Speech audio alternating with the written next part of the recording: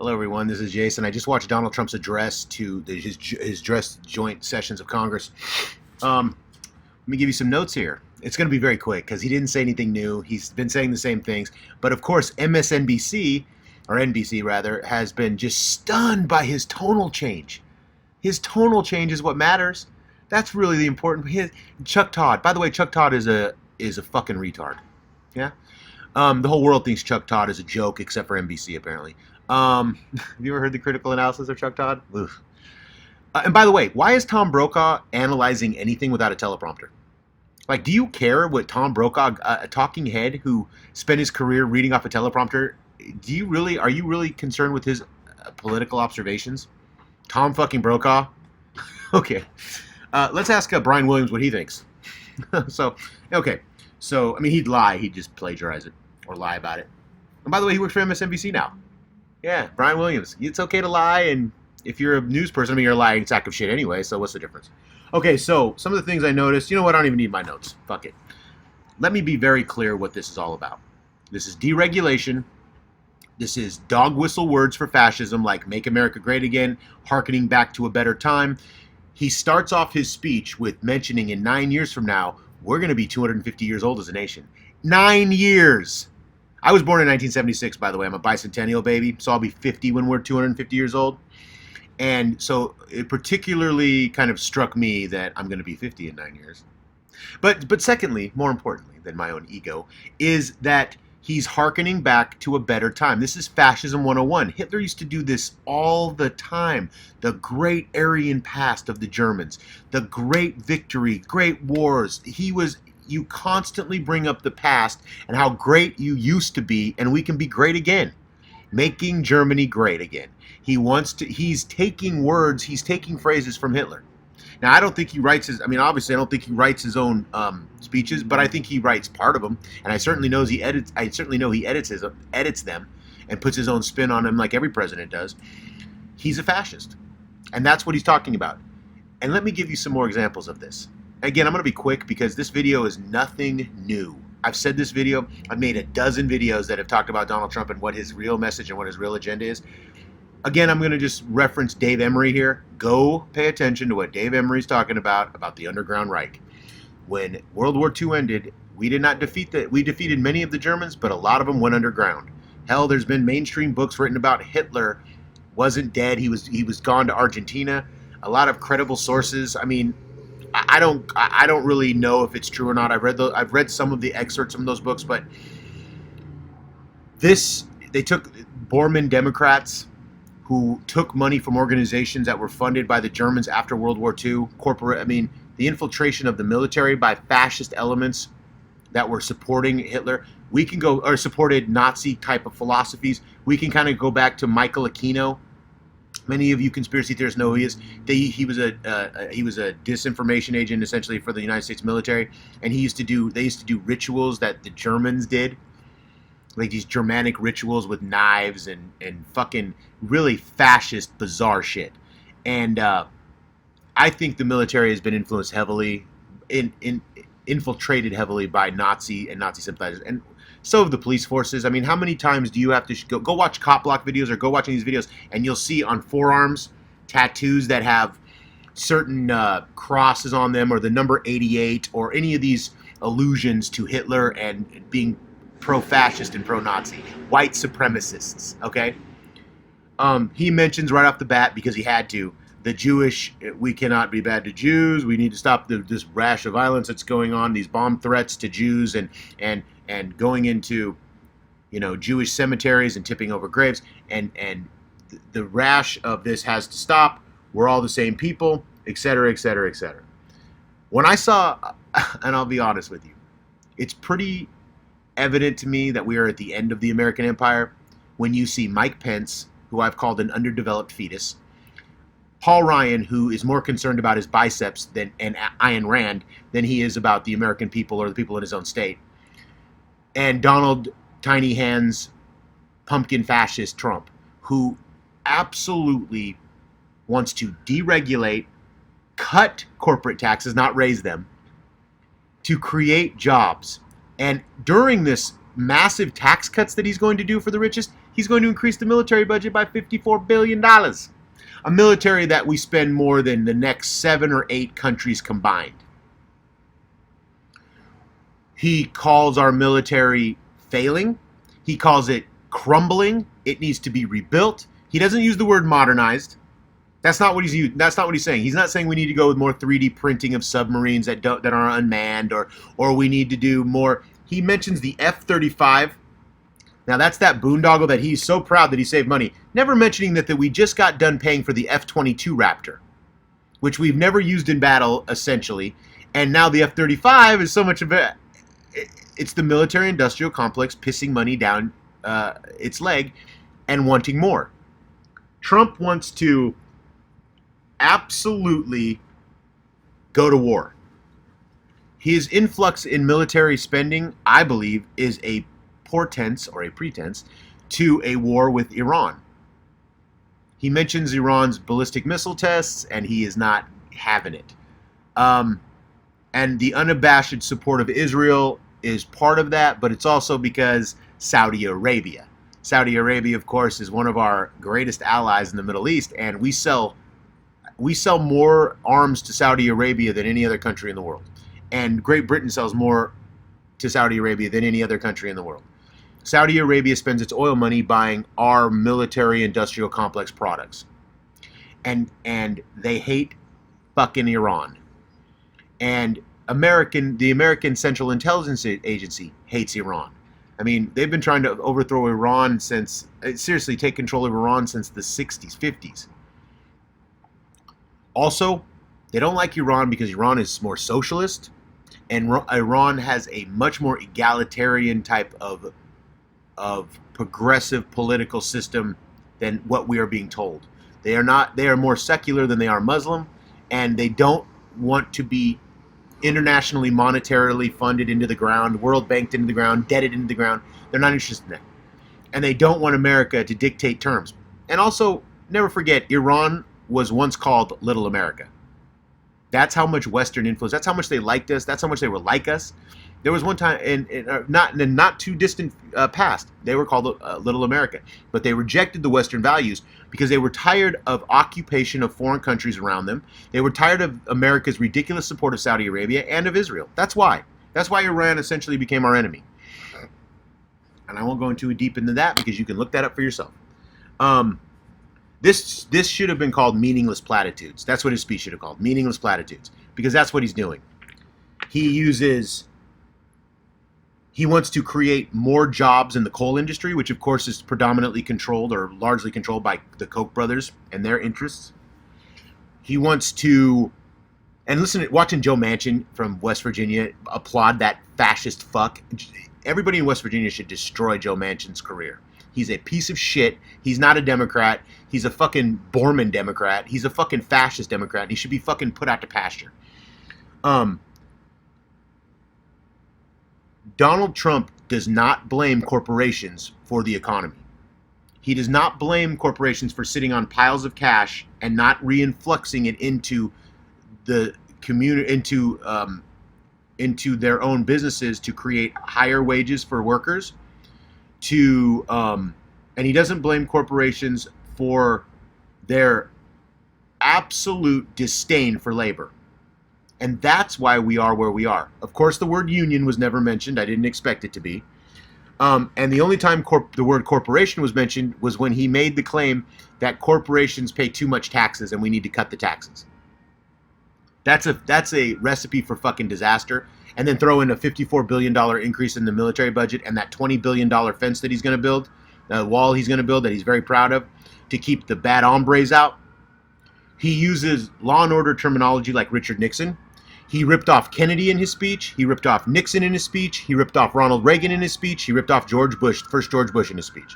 I've seen all of those speeches. I'm a political observer and quite an astute one in my own mind. And he just ripped him off wholesale. Well, not wholesale. He ripped them off but changed the word slightly. And I have in my notes the word law and order written about 1,000 times because his goal to make the inner city better, and the 3 cities he mentioned are all black cities: Baltimore, Detroit, and Chicago.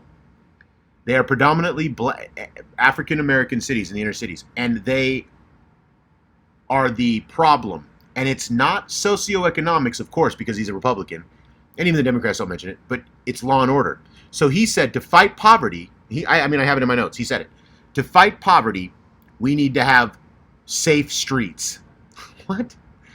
We need to have the police get the backing of our community.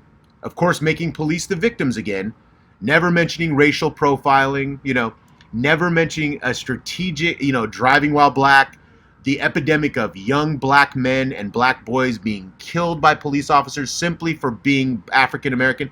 He doesn't mention that little boy who was in the park who had a toy gun and was killed. He doesn't mention the violence from police and the state to the people. Again, we're in New Orleans, so of course you hear sirens in the background. Donald Trump said that he's stopping his immigration reform, is keeping out Islamic radical Muslim terrorists, but it's also keeping out Jewish historians and Muhammad Ali's fucking son. And the women from Iran and the scholars from Syria and other places who are dual citizens, even from England. A guy that's a Muslim who is a British citizen was detained at the airport for 10 hours. He's not a Muslim terrorist.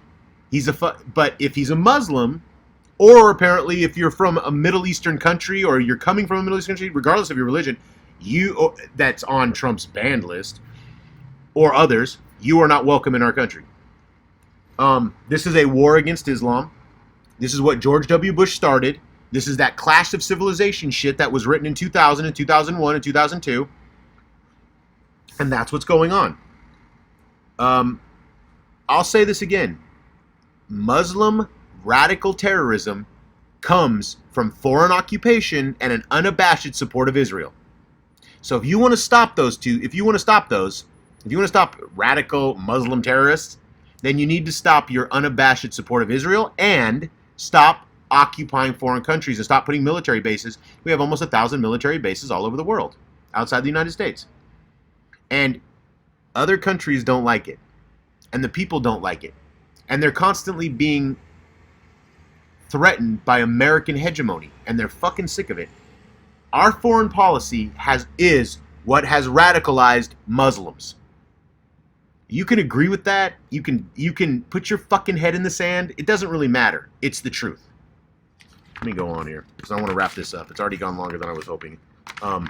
Heading to Panama City, Florida tomorrow. Very excited. Okay. Supreme Court nominee Neil Gorsuch. Neil Gorsuch actually was the head of a pro-fascist organization when he was in high school. He went to a private Jesuit high school that costs now about $56,000 a year to go to. But he was a private Jesuit university, and he started a fascist club to oppose the liberal Jesuit professors. Liberal Jesuits? Okay. How hardcore right-wing is Neil Gorsuch? I mean, you have to really ask yourself, what the fuck does this guy really believe? Jesus fucking Christ. He went to a Jesuit high school, and it was too liberal for him? So he had to start a fascist club? Great.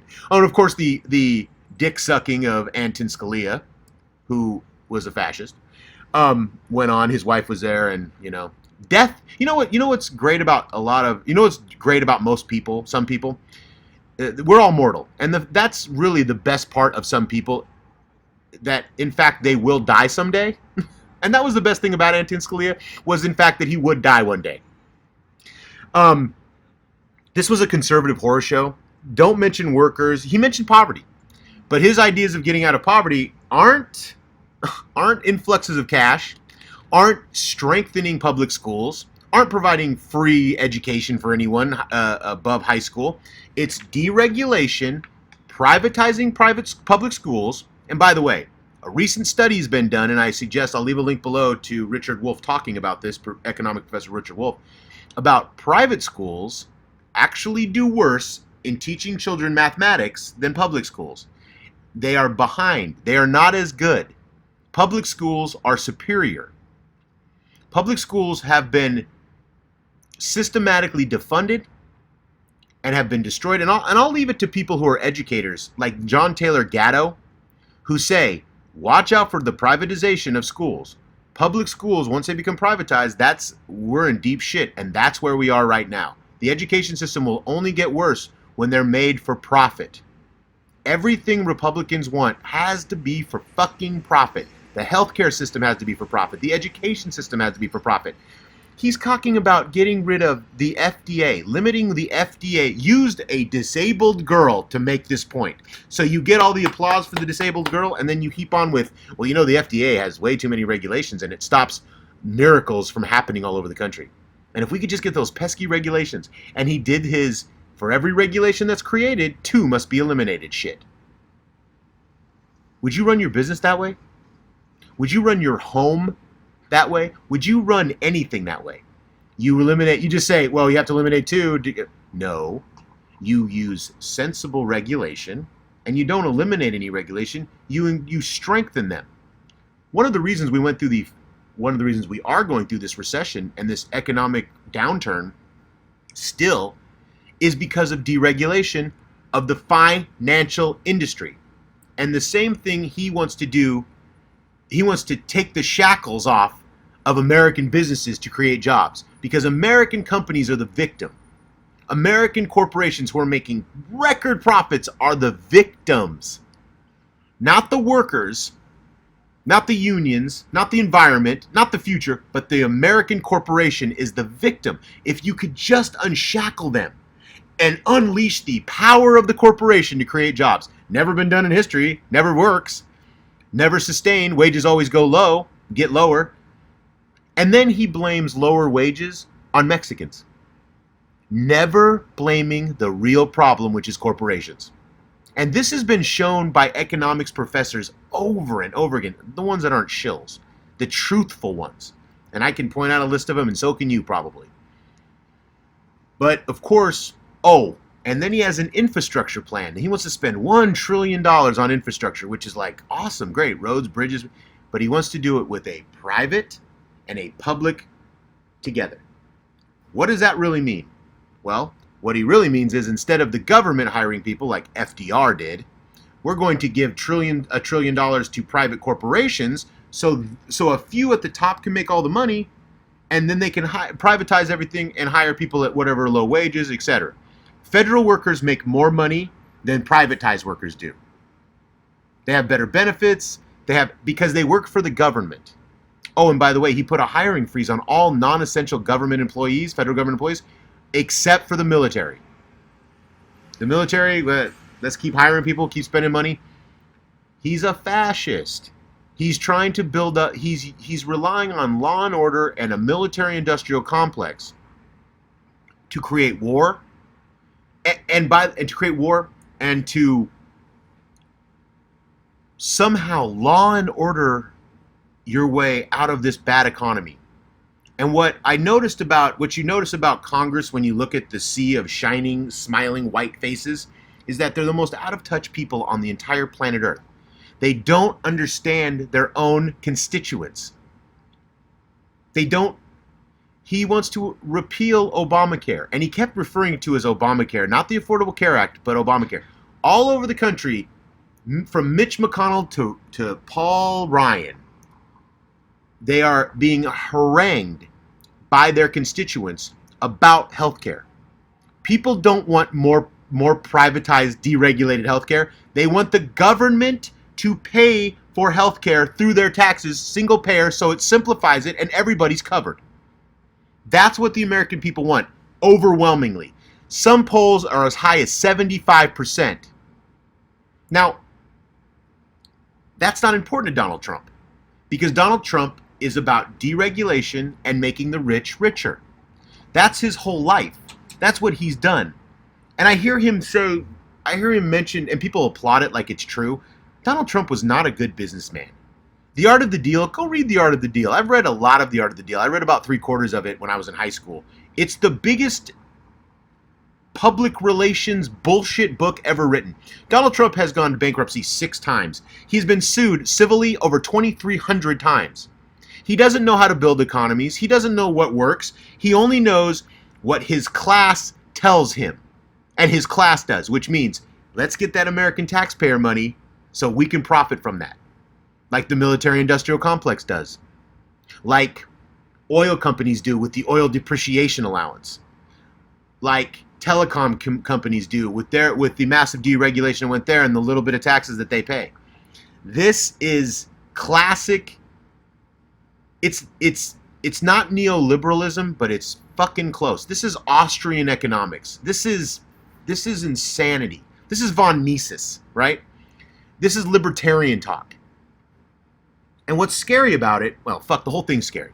But what's odd about it is it's got that element of protectionism, which is another sort of, it's not even a dog whistle. It's another, well, what would you call it? It's another tenet of fascism. Protectionism and isolationism, making those to be because we're victims. America is the largest economy in the world. That might have worked after the Weimar Republic in Germany, but it won't work here because we're the largest economy in the world. Germany's economy was shit. Ours isn't. I mean, the workers are being fucked over. And he's speaking to the workers. He's saying, if we could just unshackle the power of the American businessman and let him run roughshod all over you like he did with the banking industry, like he's done in the oil industry, the continued destruction of labor unions, Walmart. He mentions Walmart, he mentions Ford, he mentions all these companies that are staying in this country and they're investing billions of dollars in creating jobs. Almost all of those corporations had made that decision before he was even president, but he took credit for it. That's a lie. And they'll fact check him and people will point this out. But it's a lie. Walmart is one of the reasons the country is in such shit shape. It's one of the reasons we have no labor power in this country anymore. Retail workers virtually have no unions. Only 7% of private workers are even in unions. And that's what strengthens the economy. That's what strengthens wages. That's what strengthens the overall spine of this country, which is the working class, which is the proletariat, to use a Russian word, to use a fucking, Marxist term. This was attack the poor.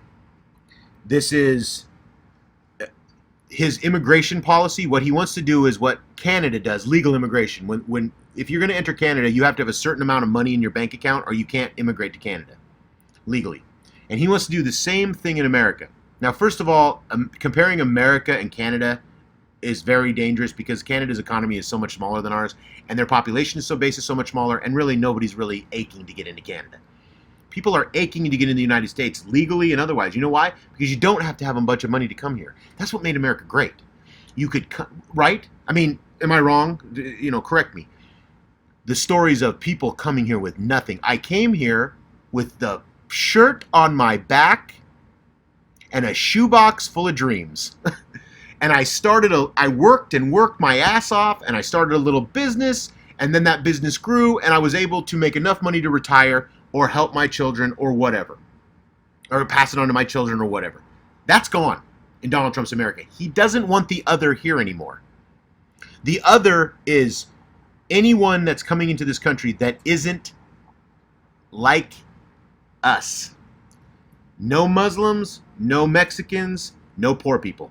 If rich people want to come here, great. Rich people don't want to come here. They're already here, first of all. And secondly, they have no issue. They have dual citizens.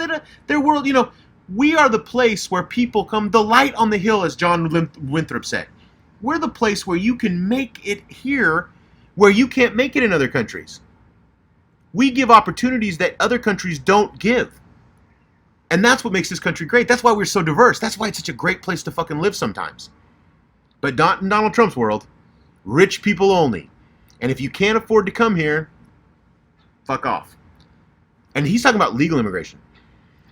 Obviously, if you're coming here illegally and you're crossing the border, it doesn't really matter how much money you have. But then you'll be rounded up by ICE. And he's acting like, he said, gang members and drug dealers are being rounded up right now. Sure. And so are mothers of children that are here that have been deported, that have been here for 20 years, have been deported. Go Google this shit if you don't believe me. Children are losing their parents. Young people who are the part of the Dreamers thing, kids that come over here, they weren't born here, but they were brought over as young kids. That one kid there's been dozens that have been deported. He's not deporting drug dealers and gang members only. He wants to pretend that because he's law and order man, and he's talking to his 40% of the country base. And Republicans rely heavily on law and order. They need law and order. The police are the victims, not the perpetuators of crime against black men and boys. The military, it doesn't have enough money to be successful, so we have to increase the budget. We're victims. We are not the victims. We are not victims. And he continues to do it because Donald Trump plays the victim card more than I have ever seen anybody in history play the victim card. It's always, well, the media, fake news, the Democrats. Donald Trump, no shit. I was going to make a video about this solo, and I may still. He literally 2 days ago or yesterday, or yeah, a couple days ago, blamed Barack Obama. Not Barack Obama's policies, not his White House, not people that are connected, but literally the man, Barack Hussein Obama, for having all of these town hall meetings that are going sideways for Republicans and Democrats who are trying to repeal Obamacare, and people are really pissed off because they don't like Donald Trump and they don't like the way this country's going. And he's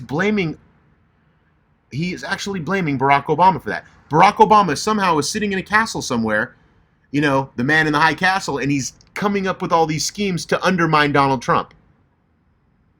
Donald Trump's the victim. It's not that nobody likes you, Donald. It's not that they hate your fucking policies. It's not that they hate you as the creature that you are, the swamp monster that you've created. And by the way, that was the funniest part of this whole thing when Donald Trump said, "We're going to drain the swamp." Literally, finally the Democrats showed some balls and laughed at him because all he's done is bring in more swamp monsters. So Donald Trump played the victim card. He made police the victims. And then he used that Yemen riot. He used that kid, the kid that died in Yemen. He actually used, I don't know if it was his mom or his fucking wife or girlfriend. I don't really care anymore because I'll be honest with you. I am sick and fucking tired of hearing how great fucking soldiers are. I am filled to the fucking brim with the idea that hired thugs, that people that join the military to go kill people in brown people in other countries for corporate and geostrategic interests are somehow fucking heroes or victims when they go into a country like Yemen and the raid goes sideways and one of them dies. He tried to claim, well, the death of Ryan, Ryan was, and he does this thing that all soldiers do. They mistake camaraderie for friendship. So what he does is he goes, and Ryan saved his friends, and he uses the Bible. He actually quoted the Bible and said, the Bible tells us that sacrificing yourself for your friend is the highest thing you can do as a human being. And he equated that's what this kid Ryan did in Yemen. No, he died for geostrategic positioning and corporations who want natural resources in these countries. That's what he died for. He's a hired thug. He didn't want to go and work at the mall like the rest of us to pay for our college. So he joined the military, and out of an ignorant sense of patriotism or whatever fucking reason. But he's not a hero. I'm sorry, but soldiers are not heroes. And by the way, I've equated the American military fighting all these Middle Eastern countries. It's like G.I. Joe fighting the Flintstones. So he's going over there with optics and air support and gunships, and Yemen has none of those things.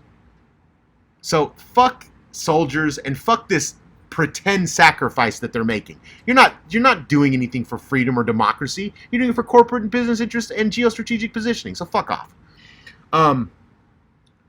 America's the victim. Blame the other. Another fascist tendency. Blame the other. Blame the Jew. Blame the homosexual. Blame the minority. Blame them all. Blame the French. Blame the fucking Russians. Blame communists. Blame anybody but your fucking self. Or what is the real problem? The real issues. And of course, we all know, anybody watching this channel, it's socioeconomic. You want to save, you don't bring more police into the inner cities to stop poverty. You bring billions and billions and billions of dollars. And you create businesses or you create low interest loans or whatever the fuck you're going to do through the government. FDR did this and it was so wildly successful. And yet nobody, and of course, because he's a Republican, and even Democrats didn't do it. But of course, that can't be an option.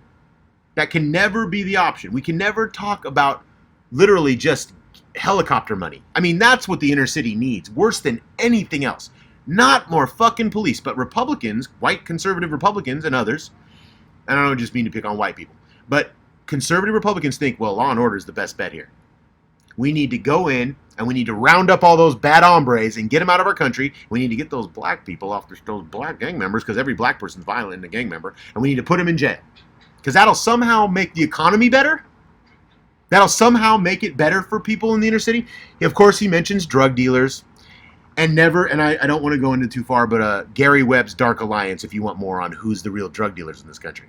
But never admit that how you can buy drugs in Anchorage, Alaska, and in, I mean, any drug you want in Anchorage, Alaska. It can't be driven up there. It's not a bordering Mexico. It gets flown in, and it gets protected largely by a military-industrial complex and an intelligence agency that run roughshod in South America and in Afghanistan and other places. Poppy production increased when we invaded Afghanistan. The Taliban was getting rid of poppies. They were trying to get rid of heroin. They didn't want it anymore. They didn't want to be labeled with that, and they didn't want the poppies around anymore. So they were actually going around and spraying chemicals on the poppy seeds, on the poppy production, and getting rid of it. That was the Taliban. And as soon as America invaded Afghanistan, that changed overnight. If you think the most powerful people in the world aren't going to have anything to do with the most expensive renewable natural resources on the planet, you're fucking nuts. Cocaine and heroin. You're just out of your mind. You're just an oversimplified fool. So he doesn't mention that. He doesn't mention how go read Dark Alliance go read Gary Webb's book. And by the way, Gary Webb was suicided. And he's not the only one. There's many others that have written books about this. Republicans want everything to be privatized, and healthcare is that real goal, because really what they want to do, he's talking about having, you be able to cross state lines to buy health insurance. You can choose your own plan. It's wonderful. But what he's really talking about, what I've seen, the details of some of the ideas that they have, is that what they want is supplemental insurance, which is what Aflac sells and others. What they do is they'll give you limited coverage. So you'll be covered, say, if you hurt your arm or you hurt your leg or your whatever, or maybe you're covered for this, but you won't be covered for certain other things, like, whatever illness, whatever, rider they put into the contract. And that's what will be the future of healthcare. That's what Donald Trump wants. He mentions protecting Medicaid. He has no fucking say on protecting Medicaid. Medicaid is a state-run fucking, it's partially funded by the federal government, but very little. It's mostly state. The Medicare is really what he didn't mention Medicare at all. Didn't mention protecting Social Security. We all know Paul Ryan wants to get rid of Social Security. He wants to deregulate Social Security. He wants to give that money to Wall Street. And of course, Donald Trump mentions the gains in Wall Street since he's been president, which are real, because corporations know that he's going to slash their taxes, and he's going to deregulate. So of course, the investor class is like, this is an arbitrage opportunity for us to invest in these companies that we know for a fact Donald Trump is going to deregulate and deregulate and cut taxes on. So it doesn't really benefit I guess it does benefit the American people if you have a mutual fund, or if you're in a hedge fund or something like that. So it does benefit people when the stock market goes up. But it's a short-term solution, and it certainly isn't going to create jobs. It just creates wealth. He won't say the Affordable Care Act. He refers to it as Obamacare. He just kept doing that, so you put it on all Obama. He said earlier this week who knew that getting that healthcare would be so difficult? Who knew that healthcare was such a difficult issue? And Bernie Sanders mocked him. Bernie Sanders just laughed at him and said, "Yeah, I've been sitting in these meetings for the last, 20 years or whatever." He goes, "Yeah, I knew it was, and so does anybody in Congress." He's just whatever. The getting prescription drug prices down, great idea. But I don't know if you've noticed recently, there's been pushback by the Republicans and conservatives and businesses, healthcare companies, who have actually started launching commercials about how bad and unsafe Canadian drugs are. Canada doesn't regulate their drugs like we do, so you couldn't buy Canadian drugs because Canadians are, don't don't want that. Which would mean, because Canada uses the power of the government to negotiate prices, and that's the answer. But you can't have Canadian drugs because they're not regulated as like ours are. That's the stupidest argument. But they're actually running commercials that are costing millions and millions of dollars to run to get this idea out. It's surreal. It's postmodern, surreal America. This is Hollow Man talk. I've said it before. Donald Trump is the Hollow Man. So is Paul Ryan. So is, when I see Pence and Ryan and Trump, I just see the end of the American empire. That's all I see. That's all I can see. Paid family leave. Didn't tell how he's going to fund that. Didn't tell if that's going to be private or, of course, it'll be privatized. Of course, it won't be public. I mean, you're not going to, how would you do that? Education. He wants to, he said that he wants to give everybody school choice and tax credits, and you should be able to go to a religious school if you want to, with tax dollars. You should be able to, yeah, if you want to go, yeah, great. If you want to go to a Catholic school, you should be given tax credits to do that. We're a secular democracy, okay? Separation of church and state. That's, come on, man. Fuck. But of course he's talking to his 40% base. This, he calls the cycle of poverty, cycle of violence, which I said is just a complete, it's almost so illogical that it doesn't make sense that you would equate violence to, stopping violence is going to somehow help decrease poverty. It's just, I don't know where that fucking comes from. That's clearly, so I don't have to address the real situations, the real financial fundamental problems in our inner cities. The cops, of course, are victims. I'm just going through my notes here because I think I've covered most of this shit. He's not said one thing in this speech that he hasn't said before. What I hated was that everybody on NBC was like, well, his tone is so much different, and if he'd used this tone to begin with, he wouldn't be in this. What? Fuck his tone. Who cares what his tone is? It's his words that matter. It's what his ideas are. It's what he's going to get through to do to the American people. That's what matters. Fuck his tone. Who the fuck gives about shit about tone? When you say you want to work with the opposing parties, and when you say you want to help, work with the other side, and we're all Americans, and we all bleed blood, and we all salute the same flag. All that shit is meaningless platitudes. He's not. The Republicans are getting through what they've wanted to get through for 30 fucking years and couldn't do it. Now they can, because they have a majority in the Senate and the majority in the House and the presidency. And here it comes. So, again, I thought it was shameful using the soldier thing at the end. I thought that was fucking shameful. I genuinely thought that was shameful. And then he did this thing, which this is typical Donald Trump, and I'm going to leave you with this. As he was applauding, he wouldn't stop applauding the dead soldier, and you could even hear the crowd kind of diminish, but he wouldn't stop applauding. Then he said to the woman, he said, and Ryan is looking down from heaven because he just broke a record, meaning the applause. It's public relations. Donald Trump is 100% public relations fake. He's a hollow man. So in conclusion and in summation, let me leave you with this. So he mentions early on, and he slipped this through, which I thought was genius. Really smart and genius. He goes, the lobbying ban. His lobbying ban against people who are in the White House or elected officials, there's going to be a lobbying ban for a lifetime, so they never can lobby for other governments. Now, how many ex-political figures lobby for governments, foreign governments, really? How many? Well, how many lobby for corporations after they get out? Billy Tozen, anyone? He doesn't mention corporations. They can't lobby for other governments, but they can let corporate, yeah, fuck yeah. Oh, very, very crafty. And it also does the Russian thing, too. He kind of alludes to Russia with his NATO. Like he said, all of a sudden Donald Trump loves NATO. But he wants them to pay their fair share, which is what he's been saying. But when Donald Trump ran, he was not a fan of NATO. And, of course, Russia hates NATO because NATO has built right up to the Russian border. Well, Donald Trump has to get away from this, has to PR this Russian thing. So he needs to mention how great NATO is. And of course, that's just a signal to anybody who would question whether or not he might have been influenced by Russia in any way, shape, or form. That's his answer to that, a support of NATO.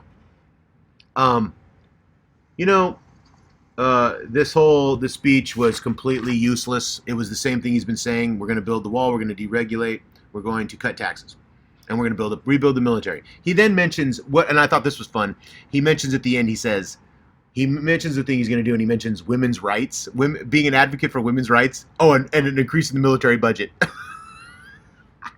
So people are plotting the women's rights thing, and then they just keep plotting right through the military, increasing the budget.